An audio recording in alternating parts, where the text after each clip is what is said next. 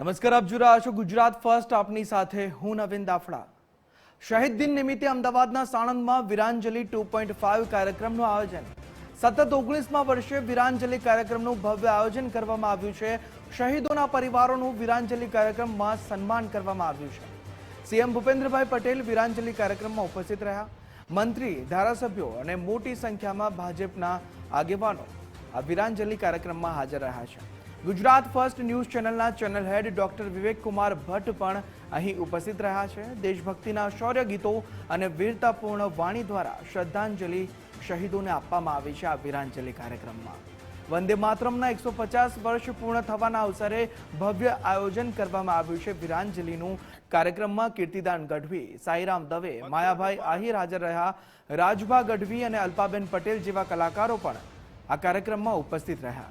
Sanand વીરાંજલિ ground ખાતે ભવ્ય ડાયરાનું પણ આયોજન કરવામાં આવ્યું છે. સતત 19મા વર્ષે આ કાર્યક્રમનું આયોજન કરવામાં આવ્યું છે. વીરાંજલિ કાર્યક્રમમાં આ મહાનુભાવો પણ ઉપસ્થિત રહ્યા છે.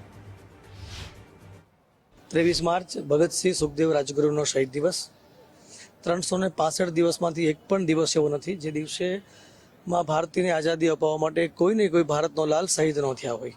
બધાને યાદ કરવાનો સમય ભારતના વર્તમાન નાગરિકો પાસે હોય કે ન હોય, પણ 23 માર્ચ ભગતસિંહ સુખદેવ રાજગુરુનો શહીદ દિવસ નિમિત્તે બધા જ ક્રાંતિવીરોને યાદ કરવા માટે 18 વર્ષથી આ વીરાંજલિ કાર્યક્રમ થાય છે. આ વર્ષે 19મું વર્ષ છે.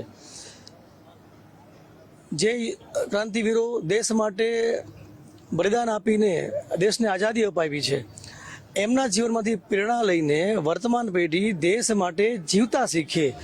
વીરાંજલિ સમિતિ દ્વારા છેલ્લા 18 વર્ષથી વીરાંજલિ કાર્યક્રમ થાય છે અને આ વખતે સાણંદમાં બીજી વખત મને મોકો મળ્યો છે દેશભક્તિના ગીતો ગાવાનો.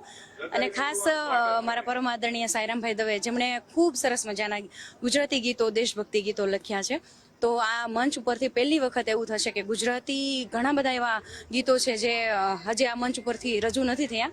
તો આજે પહેલી વખત એ ગીતો રજૂ થશે. મારા તરફથી આજે ત્રણ વીર પુરુષો જે છે એમની હું વાત કરવાનો છું. અને વર્તમાનમાં જે પરમવીર ચક્ર જેને મળ્યું હોય અને જે કારગિલના મોરચામાં જેમણે ખૂબ મોટું કામ કર્યું છે, એવા વીરોની પણ હું જે વાતે કરવાનો છું. પણ એક સંદ હું ગાવાનો છું કે રણસિંગા વાગે સોતા જાગન કાયર ભાગે કામ પડે એ ધગ ધગતી ધરતી ફોજો ફરતી વિનાશ કરતી ત્રેગ વડે અન મરદો નિહા કે ધ્રુજે ધાગે અન ધોડ્યું ભાગે તોય ચડે એ મેદાને મરવા અવસર વરવા મરદ કસુંબલ રંગ સડે જી મરદ કસુંબલ રંગ સડે જી મરદ કસુંબલ રંગ ચડે.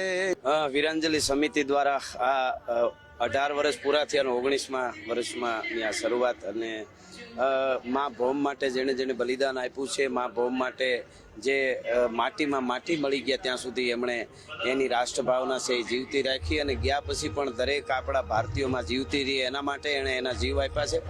એને અંજલિ દેવી, એને કાયમ યાદ કરવા, એ રાષ્ટ્રભાવના જગાડવાનું કામ છે. રાષ્ટ્રને અને રાષ્ટ્રના યુવાધનને જીવતા રાખવાનું કામ વીરાંજલિ સમિતિ કરે છે. એટલે અને 23 માર્ચ 1931 ભગતસિંહ રાજગુરુ સુખદેવને ફાંસીના માચડે જ્યારે લટકી ગયા દેશ માટે, એનો આજ પાછો દિવસ હોય તો મળી અને ખૂબ આજ આનંદ થાય છે. છેલ્લા 18 વર્ષથી કોઈ એક વિષય પર આખા ગુજરાતમાં સાતત્યપૂર્વક માત્ર ને માત્ર ક્રાંતિવીરોને, વીરરસને, દેશના અમર બલિદાનીઓને યાદ કરીને રજૂ થતો હોય એવો આ એકમાત્ર કાર્યક્રમ છે. કદાચ હું ભૂલતો ન હતો. બકરાણાથી શરૂ થયેલી યાત્રા થઈ. હું 15મા વર્ષમાં આજે વીરાંજલિમાં ભાગ લઈ રહ્યો છું. મને એનો આનંદ છે. ગુજરાતી ભાષામાં ક્રાંતિવીરોના ગીતો લખવાનું મને સદભાગ્ય મળ્યું અને આ મંચ ઉપરથી કેટલા કલાકારો સાથે મંચ શેર કરીને બલિદાનીઓને, હુતાત્માઓને અંજલિ આપવાનું સદભાગ્ય મળ્યું. એ જ મારા સદનસીબ. વંદે માતરમ.